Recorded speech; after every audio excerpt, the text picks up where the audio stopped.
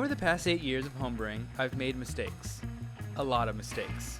But with each slip up, it was an opportunity to learn. Today I'm going to share some common mistakes that I've made to help you on your homebrewing journey. I'm Trent Musho, and this is The Brew Show. Let's learn from my homebrewing mistakes.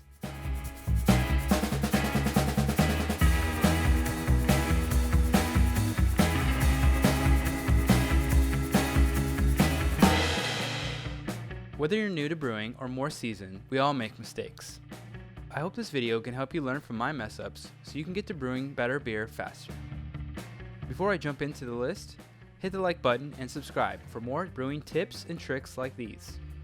Now, let's get into it. Number 1, making your recipe too complicated. Is your beer suffering from too many ingredients? Early on, I would read these recipes online where they use 12 kinds of grain, 3 kinds of hops, and all kinds of weird stuff thrown in. I thought it took all those ingredients to make a great IPA. So I would throw the kitchen sink in my batch, hoping it would turn out good. I didn't know the purpose of each ingredient or why I was adding them, and in the end, it was a muddled mess of flavors. I was still in the stages of learning the basic skills of homebrewing, and I should have been developing the skills first. Yes, those recipes might work, but when you're getting started, it's a good idea to begin with simple recipes with few ingredients. Using less ingredients allows you to learn the flavor profile and impact for each ingredient. If you're adding a million things, it will be difficult to know what adds what flavor. Nail a simple recipe, and that way you can learn the ingredients better. Since making that muddled IPA, I've made many great beers, with much more refinement and understanding of what I'm doing. Number 2, being careless about oxidation. We all know the taste of an oxidized beer. It's stale and can taste like cardboard. Oxidation is extremely important in certain styles of beer, especially in the popular New England IPAs, where hop character can drastically be impacted by oxidation. If you've ever seen a purple hazy IPA, it's most likely been oxidized. Oxygen is extremely important in the beginning of fermentation to help the yeast do their job. But once fermentation is in full swing, it's vital to limit oxygen exposure, as to reduce off flavors that ruin your beer.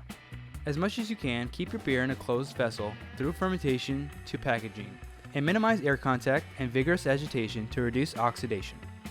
In recent years, pressure fermentation and closed transfer techniques have grown in popularity for this very reason. In my early days, I would carry my fermenter from room to room, opening it a lot, checking in on how it's going, roughly bottling and transferring liquids around, all without thinking about oxidation. And my beer suffered because of it. Leave your beer alone and let it do its thing. Be careful not to risk exposing oxygen to your beer wherever possible, and your beer will thank you for it. Or maybe the other way around. Number 3, caring too much about equipment. It's very easy to scroll through Instagram and see all the fancy equipment online. And sometimes you might think that there's no way that I can make a really great beer without this expensive stuff. I too once felt that way, and thought I wouldn't be able to make a good beer if I didn't have certain gear. I've heard stories of people buying into expensive systems only to be disappointed by wasting up to sometimes thousands of dollars in equipment they never use. It doesn't have to be that way. Equipment does not make the beer, the brewer does. And really, you can make delicious beer on very inexpensive equipment. When I got into homebrewing, all I had was a stovetop in my kitchen, a large pot, and a plastic bucket. After some practice, I was able to make the best beer I could on minimal equipment. If you're starting out, I highly recommend you don't go for the most expensive shiny piece of gear. Start out basic, and if you really find yourself dedicated to the hobby, you can slowly build your dream system, upgrading a little bit at a time, all while perfecting your skills. I want to know, what is the biggest mistake that you've made that you wish you could go back and tell yourself? Let me know in the comments so we can all learn from it. Number 4, not taking temperature seriously. This one goes hand in hand with my point about oxidation. And in my opinion, these are the 2 most common mistakes a beginner homebrewer can make. When I lived in Chicago, our apartment was very small, and the only place to ferment was in our front hall closet. In the winter, this area was perfect ale temperature range, but in the summer, this area would swing to much warmer temperatures, outside of the range of even most ale yeasts. The resulting beers were all over the place in flavor and aroma, and were just lackluster. Once I learned how to cool the wort during fermentation, I was able to stay in the correct zone, and I was able to create the beer I was aiming for. The reason temperature is so important during fermentation is that it greatly impacts the health of the yeast and the flavor that they produce. This is dependent on yeast strains, but if you ferment too hot, you risk getting off flavors that can negatively impact the flavor of your beer, while fermenting too cold can slow yeast growth down and potentially risk a stuck fermentation, which means you won't ferment all the available sugars that you could have. Most yeast packets have a range of temperatures written on their label, and that's usually a good guide to go by. But in general, lagers like to ferment around 50 degrees Fahrenheit, and ales like to ferment around 69 degrees Fahrenheit. But some yeast can cross these ranges with minimal adverse effects. Room temp is pretty ideal for ales, and it's a great place to start for beginner brewers as you don't need specialized equipment. But if your room is warmer than average room temperature, you need a way to keep your beer cool. The most inexpensive solution is to place your fermenter in a larger bucket filled with ice water, and add some ice packs, swapping them out every 12 hours or so to lower the temperature of your fermenter. If this is too manual of work for you, then there are more elaborate solutions like converting a mini fridge into a fermentation chamber or even getting a glycol chiller system. If your room is too cold and you need to warm up your beer, or you want to push the boundaries of yeast fermentation temperature, then you need to use a heat wrap for your fermenter.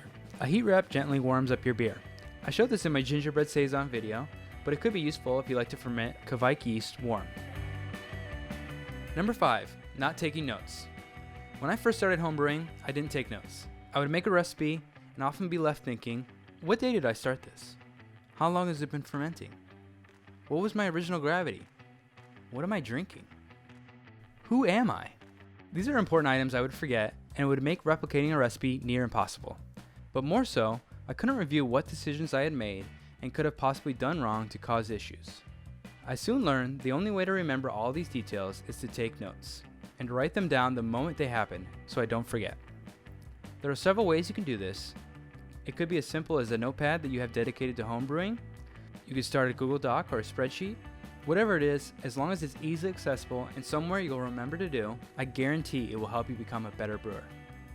I use Google Docs, and I also write notes in my Beersmith notes section for each recipe. One of the biggest benefits is being able to perfect a recipe and tweak it until you're happy, and then replicate it year after year. Lastly, one bonus mistake, and probably the biggest mistake you can make as a home brewer, is being afraid of making mistakes. We're all human, and we're going to make mistakes, but they aren't failures. They are opportunities to learn and become better at your craft. Nobody starts out an expert, and at the end of the day, it's NBD if you mess something up. Make note of it and see how you can improve next time. Don't let your fear of making a mistake hold you back, because in the end, you'll be a better brewer for it. Now go out there and f*** some shit up. You'll be happy you did someday. Thanks for watching.